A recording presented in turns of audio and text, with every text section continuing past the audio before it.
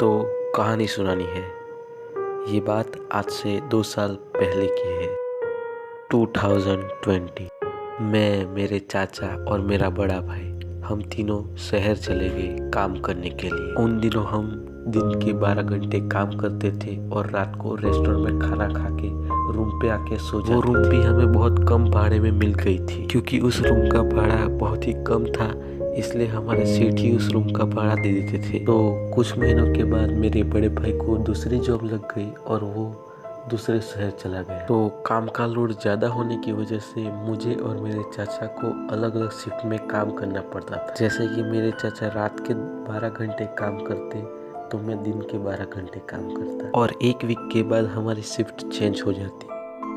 और एक दिन मैं काम खत्म करके रेस्टोरेंट से खाना खाने के बाद रूम पे आया और नहाने के बाद मैं सोने की कोशिश कर रहा था। उस रात 10 साढ़े 10 बजे मैं सो गया, लेकिन 2 या 3 बजे मुझे उस 2 कमरे वाले रूम में बहुत ही ज़्यादा डर लग रहा था। मेरी नींद अचानक से खुली, क्योंकि मेरे पास वाले कमरे में से किसी के रोने की आवाज़ आ रही थी, पर वहाँ तो मैं अकेला ही था। मैंने धीरे से कंबल हटाया और उस कमरे में झांक के देखा तो एक लड़की व्हाइट ड्रेस में पंखे से लटक रही थी। उसका वो अजीब सा रोना मुझे आज तक याद है।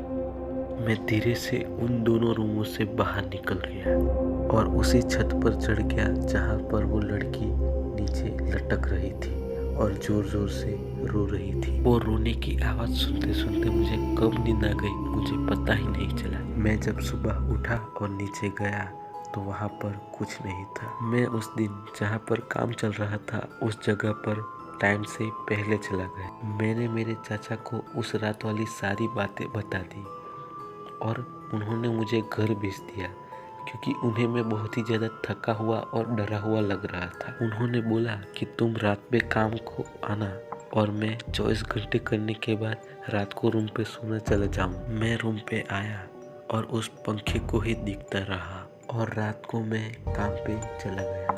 उसके बाद मेरे चाचा रेस्टोरेंट में खाना खाने के बाद रूम पे चले गए। रात के 2 या 3 बजे के आसपास मेरे चाचा भागते हुए हमारी काम वाली जगह पर आए।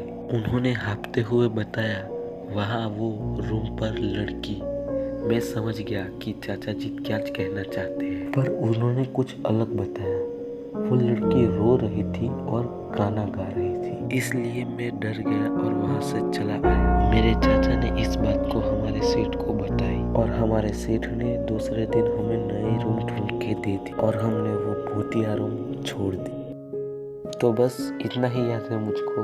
अब वीडियो पसंद आया तो इस वीडियो को लाइक करो एंड चैनल को सब्सक्राइब करो। मिलते हैं अगले वीडियो में, तब तक के लिए बाय बाय।